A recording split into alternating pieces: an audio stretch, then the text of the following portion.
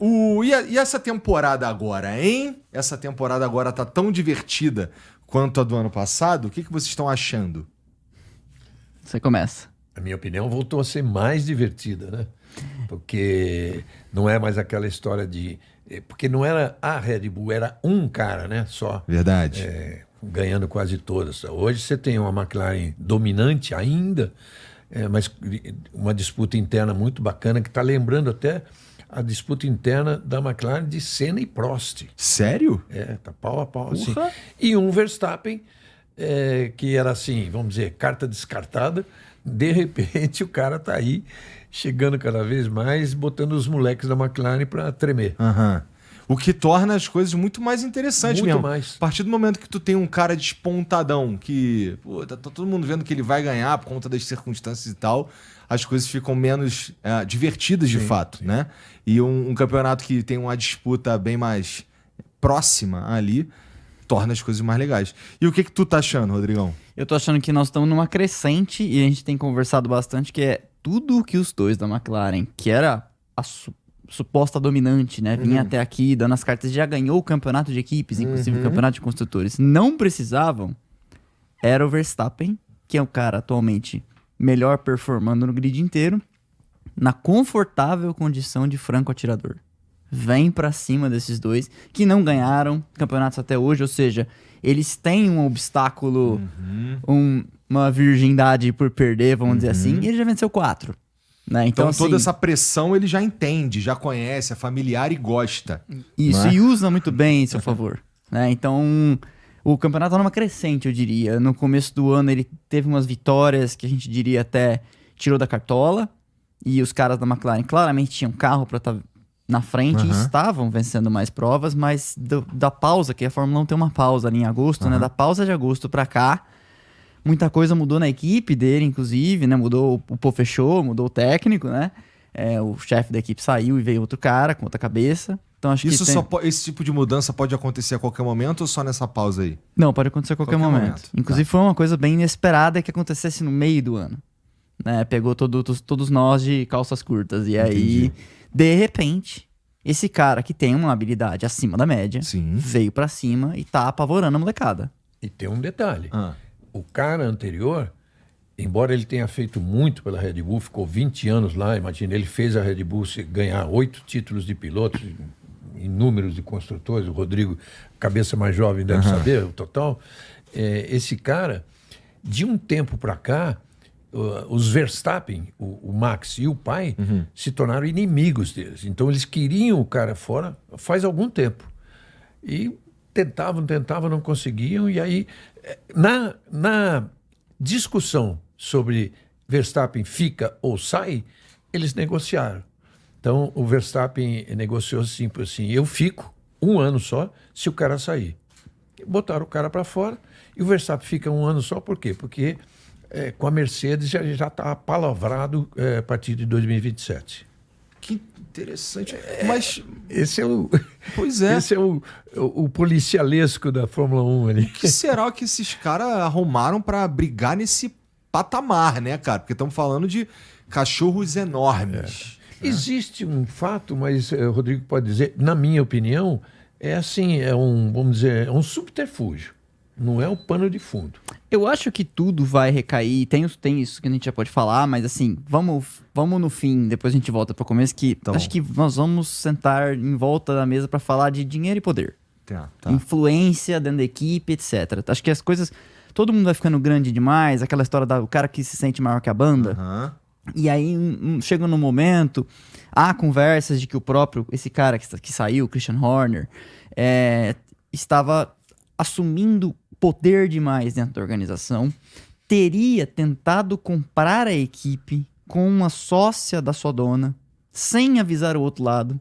Então, assim, quando o cara... Acho que o sucesso sobe de face a cabeça, né? E isso começou a incomodar.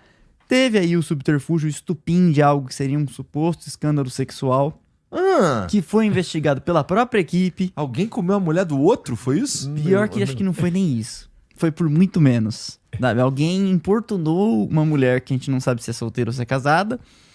E não teria passado disso, mas houve uma importunação de cunho sexual. do Christian Horner. Isso gerou um racha dentro da equipe, do lado dos Verstappen. Aí saiu o cara que fazia o carro, Adrian Newey.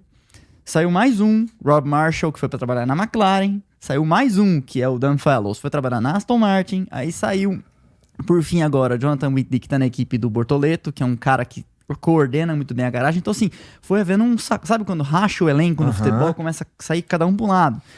Mas a história não tô diminuindo o escândalo sexual de forma alguma, é grave e isso tem que ser investigado. Tanto que ele fez recentemente um acordo, pagou 3 milhões de libras para pôr fim ao tema. Então, acho que né? Você me entendeu? Não preciso falar, né? Não preciso nem falar codificado.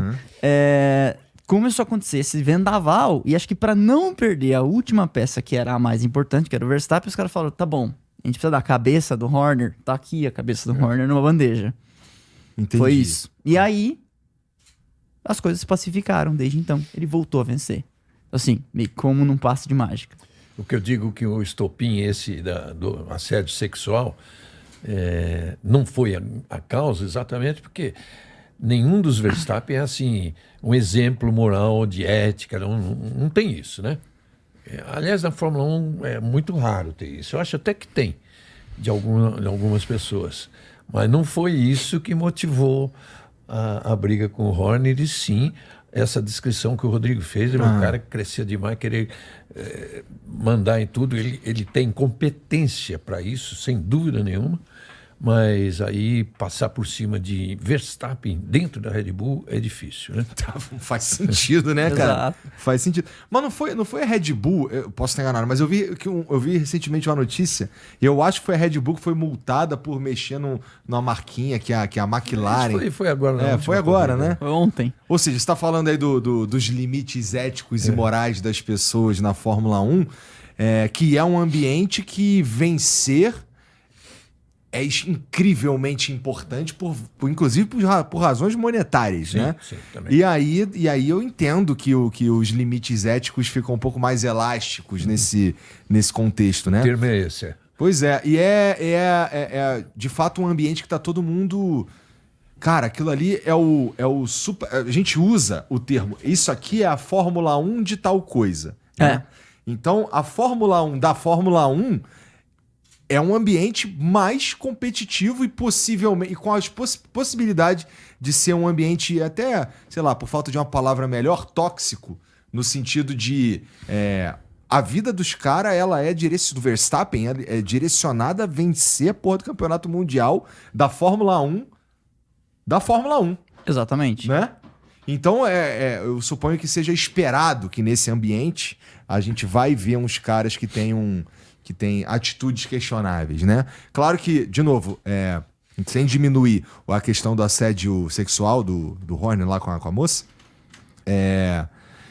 isso, o resto, tipo, o pano de fundo, o contexto que vocês deram dessa briga, faz todo sentido, porque além de tudo, imagina o ego dos caras lá também, além de tudo. Nossa. Né? Imagina que você tá tendo uma briga de poder e de repente o teu adversário que você quer derrubar dá um mole desse. Aí você fala, poxa, agora temos a desculpa perfeita pra destruí-lo. Né? E até você falou do lance da fita adesiva, acho que é legal até contar pra galera que isso aconteceu ontem, né? As equipes, cada uma tem um jeito de operar e a McLaren, do Lando Norris, coloca uma fita adesiva no muro, alinhada com o retrovisor, então ele sabe exatamente onde parar, porque se você para para trás, você tem desvantagem. Se você passa do ponto, você pode tomar uma punição. Então, para parar no lugar certinho, ele pediu para a equipe, e várias equipes fazem coisas diferentes. Usa aquela marquinha, usa aquilo, né? E ele pediu uma fita adesiva, já faz tempo que ele vem usando isso. O mecânico da Red Bull foi lá e tentou arrancar a fita. E aí que tá. Não é ilegal colocar a fita. Então a McLaren coloca. Não é ilegal, porque até hoje ninguém tinha feito, arrancar a fita. O problema, o cara foi punido porque ele voltou pro grid de largada na hora que já tem um toque de recolher. Fora do tempo. Já. Fora do tempo. Né? Então, assim, você vê como estamos no limite da norma. A norma não fala, e eu sempre falo no meu canal, tudo que não é proibido é permitido, no mundo lá fora e na Fórmula 1. Então, explora essa aí a minúcia da norma. Exato, e como a gente estava falando aqui de como é o ambiente, vamos lá, Fórmula 1, eu fico imaginando, equipe Red Bull, saiu lá o conjunto de normas atualizado pro ano de 2026. Os caras, eles vão pegar aquela norma, olhar-la inteira, procurar Achar os vácuos ali. encontrar os vácuos. Deve ter gente cujo trabalho dele é fazer isso. Porra, deve ter um cartel de engenheiros